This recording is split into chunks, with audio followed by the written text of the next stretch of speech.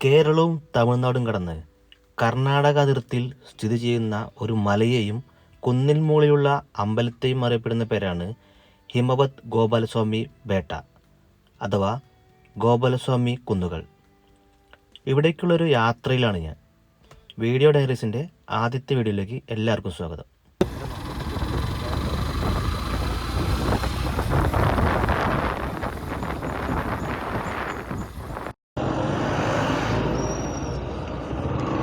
ഇവിടുന്നാണ് left side കാണുന്നില്ലേ, ഇവിടുന്നാണ് നമ്മൾ സഫാരിക്ക് പോകുന്നത്.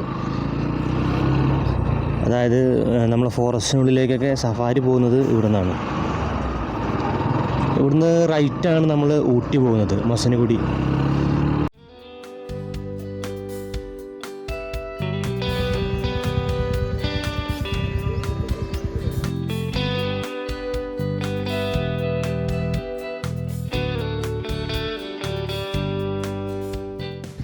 വണ്ടി അവിടെ നിർത്തി റോഡ് ക്രോസ് ചെയ്ത് ഇപ്പുറത്തോട്ട് വന്നപ്പോൾ ഇത് നോക്കി, നല്ല അടിപൊളി ബാക്ക്ഗ്രൗണ്ടിൽ ഒരു അടിപൊളി കാഴ്ച. നിലം ഉഴുതുമറിക്കുന്നൊരു കാഴ്ചയാണ് ഇപ്പോൾ കാണുന്നത്. ഇത് നല്ല ബാക്ക്ഗ്രൗണ്ടിലൊരു മരം, അതിൻ്റെ അപ്പുറത്ത് വലിയൊരു കുന്ന്.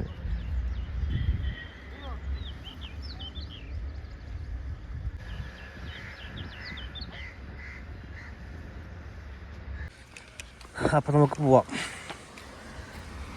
പോകുന്ന വഴിക്ക് ഒന്നുകൂടി വണ്ടി നിർത്തി കേട്ടോ. നോക്കി, കേബേജ് കൃഷി ചെയ്യുന്നതാണ്.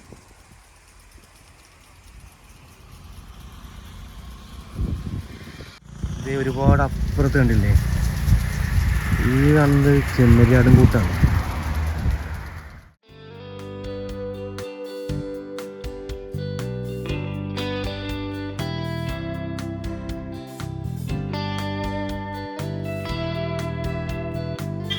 നമ്മളിത് ഹങ്കല എന്ന് പറഞ്ഞ സ്ഥലത്ത് എത്തിയിട്ടുണ്ട്. ഇവിടുന്ന് കണ്ടത് വലിയ ബോർഡ് കാണാം. ഈ റോഡ് നമ്മളെ മൈസൂർ ഇത് ഗുണ്ടൽപേട്ട റോഡാണ് ഈ റോഡ്. ഇവിടുന്ന് ഗുണ്ടൽപേട്ടയ്ക്ക് 7 കിലോമീറ്ററാണ് ഉള്ളത്. നമുക്ക് ഇവിടുന്ന് ഈ ഒരു ലെഫ്റ്റ് കയറി വേണം പോകാൻ.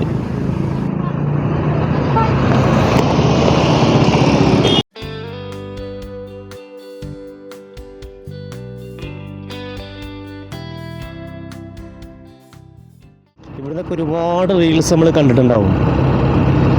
നല്ല അടിപൊളി സ്ട്രെയിറ്റ് റോഡ്. ആ റോഡിൻ്റെ ബാക്ക്ഗ്രൗണ്ടായിട്ട് നമ്മളെ ഗോപാലസ്വാമി ബേട്ട, നമ്മളെ ഗോപാലസ്വാമി ഹിൽസ് ബാക്കിലായിട്ട് ബാക്ക്ഗ്രൗണ്ടിൽ ഒരുപാട് വണ്ടികൾ പോകുന്നുണ്ട്.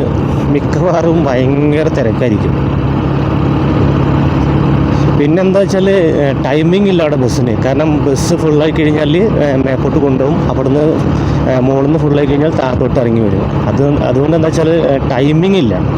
ടൈമിംഗ് മീൻസ് ഓപ്പണിങ്ങും ക്ലോസിങ്ങും ആണ്. ഓപ്പണിങ് രാവിലെ 8:30 മുതൽ 8:30ക്ക് സ്റ്റാർട്ടിങ് ആയിട്ട് വൈകിട്ട് 4 മണിക്ക് സ്റ്റോപ്പ് ആവും. അതായത് 4 മണിക്കാണ് ഇവിടെ നിന്നും താഴത്തോട്ടുള്ള ലാസ്റ്റ് വണ്ടി 4 മണിക്കാണ് ഉണ്ടാവുക. ക്യൂ നോക്കി, തല വരെ ക്യൂ ആണ്. കുറച്ചുകൂടെ നേരത്തെ വരാമായിരുന്നു.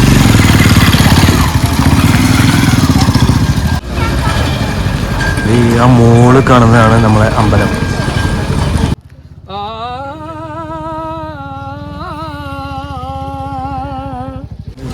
ഇതേ 1 മണിക്കൂർ ക്യൂവിൽ നിന്നിട്ട് നമ്മൾ കവാടത്തിൻ്റെ അടുത്ത് എത്തിയിട്ടുണ്ട്.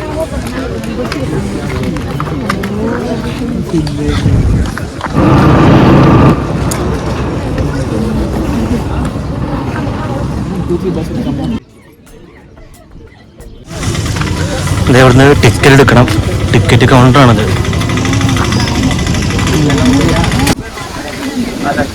ഇവിടെ കവാടങ്ങളിൽ കവാടത്തിലൊരു ആന, കാട്ടുപോത്ത്, മാന്.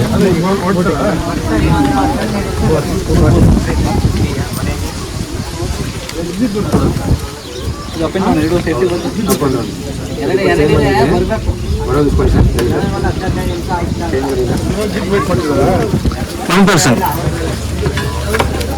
How much? 60.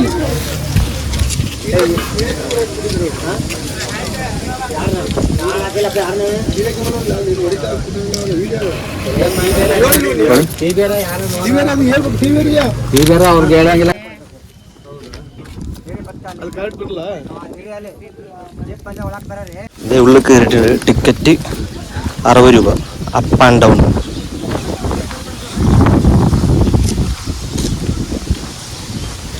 ഇനി ഇവിടെ ബസ്സിനുള്ള ക്യൂ.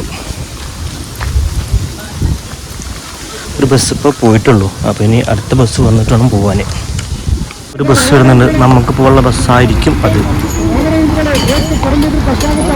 മുകളിൽ നിന്ന് താഴോട്ട് വരുന്ന ആൾക്കാരാണ് ബസ്സിൽ.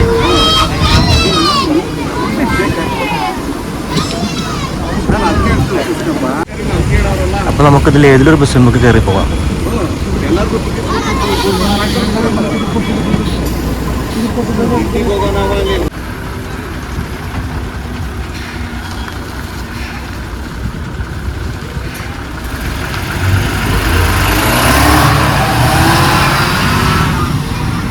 നമുക്ക് പോകാനുള്ള വണ്ടിയായിരിക്കും മിക്കവാറും അത്.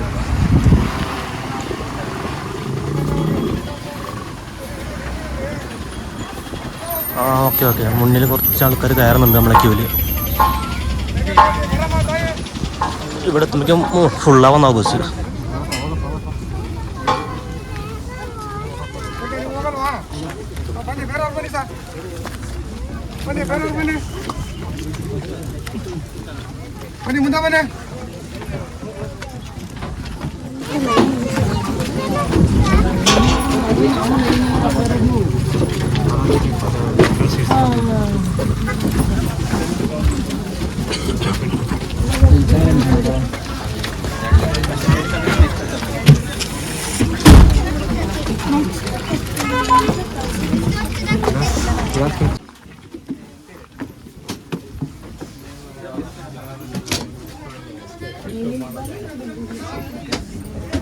അവസാനം ബസ് കയറി വിൻഡോ സീറ്റിൽ കിട്ടി.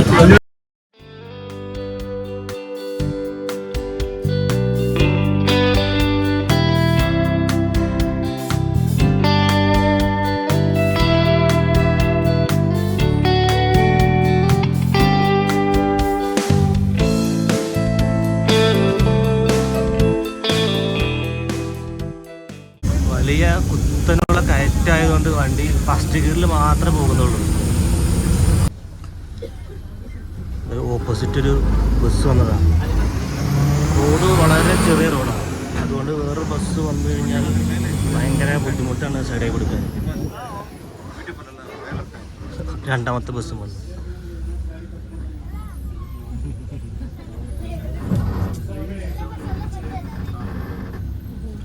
റിവേഴ്സ് എടുത്തുകൊണ്ടിരിക്കുക.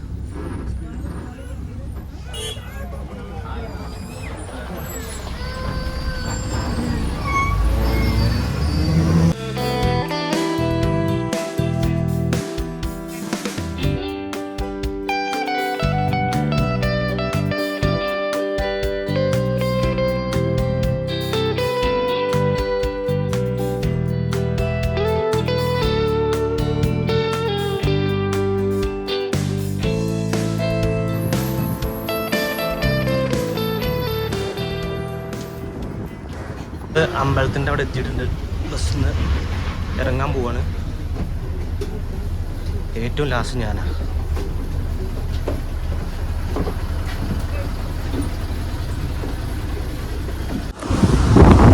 നമ്മളിപ്പോൾ അതിന് ടോപ്പിൽ എത്തിയിട്ടുണ്ട്. ബസ്സിൽ നിന്ന് ഇറങ്ങി.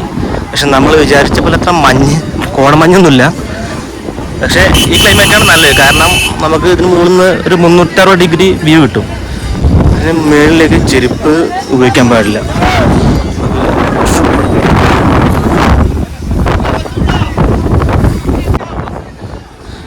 അടുത്ത ബസ് വന്നു.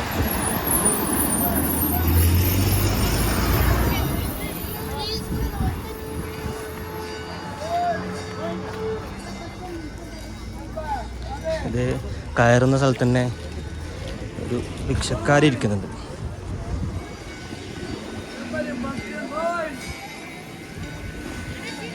ഇത് കയറുന്ന സ്ഥലത്ത് മുഴുവനുണ്ട് ഒരു വെയിറ്റ് നോക്കുന്ന മെഷീൻ.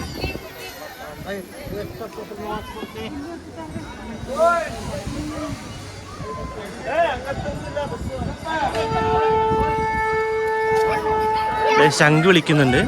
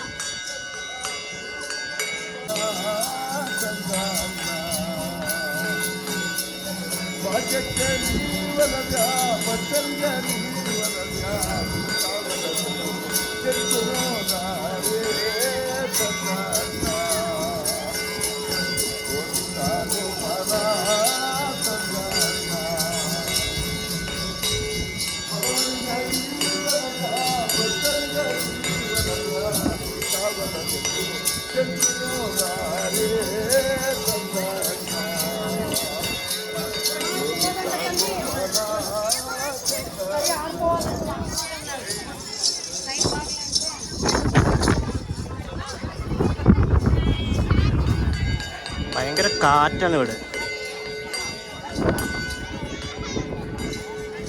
വലിയ വലിയ പാറക്കല്ല് അടുക്കി വെച്ചിട്ടാണ് ഇത് പണിഞ്ഞിരിക്കുന്നത്.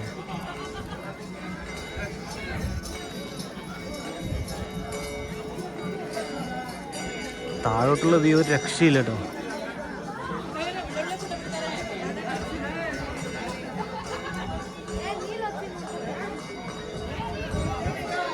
ഇതേ ആനപ്പിണ്ടൊക്കെ നോക്കിയേ.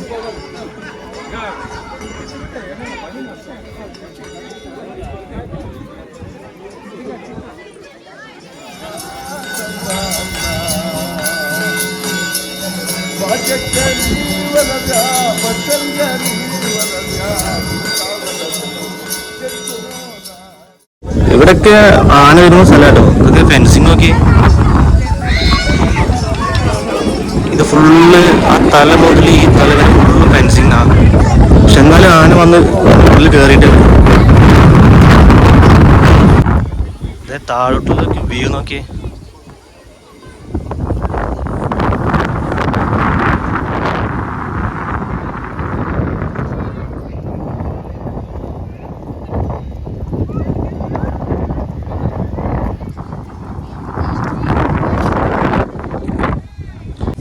വെള്ളയും ചുവപ്പും ചേർന്ന നിറമാണ് ഇവിടെ അടിച്ചിട്ടുള്ളത്.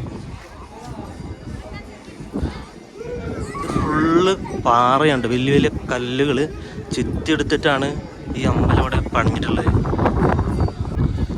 അമ്പലത്തിൻ്റെ ഉള്ളിലേക്ക് കയറാനുള്ള ക്യൂ ആണ് ഈ കാണുന്നത്.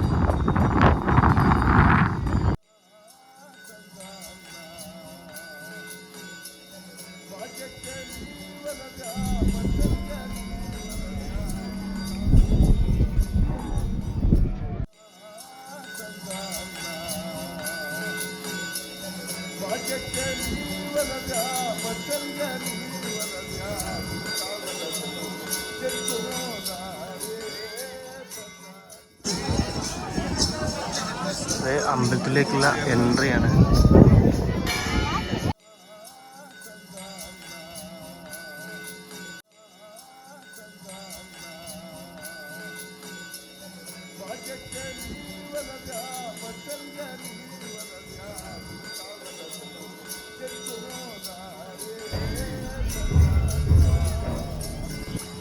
അമ്പലത്തിൻ്റെ ഉള്ളിൽ നിന്ന് പുറത്തേക്ക് ഇറങ്ങി. അമ്പലത്തിനുള്ളിൽ ക്യാമറ ഉപയോഗിക്കാൻ പാടില്ല. അമ്പലത്തിൻ്റെ ഉള്ളിൽ വിഗ്രഹം കൃഷ്ണൻ്റെ വിഗ്രഹമാണ്. കൃഷ്ണൻ ഒരു ഓടക്കോല് പിടിച്ചു നിൽക്കുന്ന ഒരു വിഗ്രഹമാണ് ഉള്ളിലുള്ളത്. പിന്നീട് കുറച്ച് മുന്നോട്ട് പോയപ്പോൾ അവിടെ ഒരു വലിയൊരു തൊട്ടിൽ. ആ തൊട്ടിൽ കൃഷ്ണൻ്റെ ഒരുപാട് പ്രതിമകൾ വെച്ചിട്ടുണ്ട്. അതായത് കുട്ടികളില്ലാത്തവർക്ക് കുട്ടികൾ ഉണ്ടാകാൻ വേണ്ടിയിട്ട് ഉള്ള ഒരു വഴിപാടായിരിക്കാം അത്.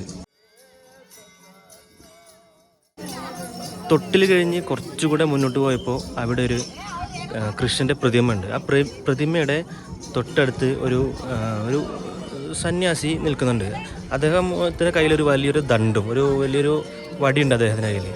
എന്നിട്ട് ഈ പ്രാർത്ഥിക്കുന്ന ആൾക്കാരുടെ തലയിൽ പതുക്കെ, വേദനിക്കുന്നില്ല, പതുക്കെ ഇങ്ങനെ അടിച്ച് രണ്ടുപേരുടെയും തലയ്ക്ക് ചെറുതായിട്ട് അടിച്ചിട്ട് അനുഗ്രഹിക്കുകയാണ്. പിന്നീട് ഒരു അത്യാവശ്യം നല്ല കനമുള്ളൊരു കൃഷ്ണൻ്റെ ഒരു വിഗ്രഹം കയ്യിൽ കൊടുത്തിട്ട് രണ്ട് ആളുടെയും, അതായത് ഭാര്യയുടെയും ഭർത്താവിൻ്റെയും തലയിൽ ഒരുമിച്ച് മുട്ടിപ്പിക്കുന്നു. ഇതൊക്കെ കുട്ടികൾ ഉണ്ടാകാൻ വേണ്ടിയുള്ള പ്രാർത്ഥനയുടെ ഒരു ഭാഗമായിരിക്കാം. തൂണുകളും ഭീമുകളും എല്ലാം വലിയ കല്ലുകൾ കൊണ്ടാണ് നിർമ്മിച്ചിട്ടുള്ളത്. AD 1315 ചോളബല്ലാല രാജാവ് ഈ ക്ഷേത്രം പണി കഴിപ്പിച്ചത്. സമുദ്രനിരപ്പിൽ നിന്ന് 4770 അടി ഉയരത്തിലാണ് ഈ ക്ഷേത്രം സ്ഥിതി ചെയ്യുന്നത്. വേറെ ഒരു രസകരമായ കാര്യം എന്താണെന്ന് വെച്ചാൽ ഇവിടെ വീരപ്പൻ സ്ഥിരമായിട്ട് തൊഴാൻ വന്നിരുന്നു എന്ന് പറയപ്പെടുന്നുണ്ട്. ഇത് താഴത്തോട്ടുള്ള ബസ്സാണ് പോകുന്നത്. നമുക്കൊരു ബസ് കയറി താഴോട്ട് പോവാം.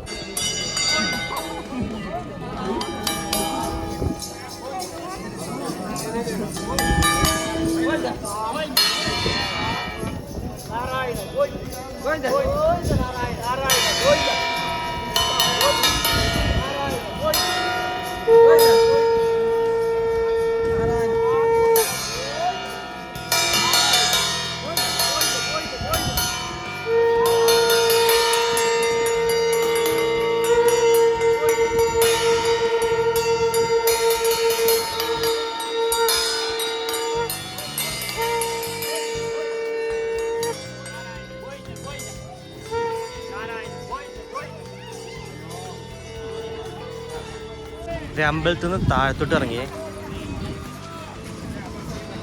ഇനി കിടക്കുന്ന ഏതെങ്കിലും ബസ്സിൽ കയറി താഴത്തോട്ട് ഇറങ്ങണം.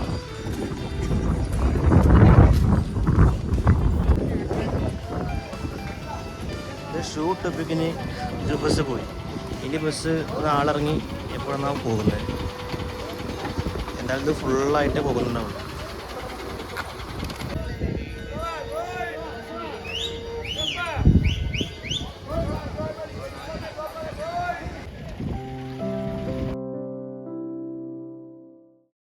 കുറച്ച് നേരം ഞാനിവിടെ സമയം ചെലവഴിച്ചു. അത് കഴിഞ്ഞ് ക്യൂവിൽ നിന്ന് ബസ് വന്നപ്പോൾ അത് കയറി താഴോട്ട് ഇറങ്ങാൻ തുടങ്ങി. ചെക്ക് പോയിന്റിൽ നിന്നും കർണാടക ഗവൺമെൻറ് ഏർപ്പെടുത്തിയിട്ടുള്ള KSRTCയിലും ബന്ദിപ്പൂർ ഫോറസ്റ്റിൻ്റെ ജീപ്പിൽ മാത്രമേ ഇവിടേക്ക് എത്തിപ്പെടാൻ സാധിക്കൂ. പ്രൈവറ്റ് വാഹനങ്ങൾ ഒന്നും തന്നെ ചെക്ക് പോസ്റ്റ് കടത്തിവിടില്ല.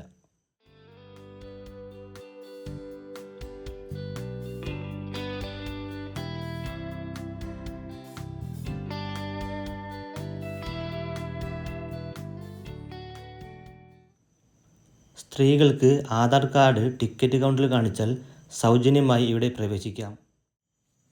മലഞ്ചെരുവിൽ 2 ആനകളെ കണ്ട് നേരെ ചെക്ക് പോസ്റ്റിലേക്ക് എത്തി. ഇപ്പോഴും നല്ല തിരക്കാട്ടോ ഇവിടെ. ബസ്സിൽ നിന്നിറങ്ങി നേരെ ബൈക്കെടുത്ത് തിരിച്ചു പോന്നു. കുറച്ച് മുന്നോട്ട് പോന്നാൽ സൂര്യകാന്തി പൂത്തു നിൽക്കുന്നത് കാണാം. അവിടെ ഇറങ്ങി കുറച്ച് ഫോട്ടോസ് എടുത്ത് നേരെ നാട്ടിലേക്ക്.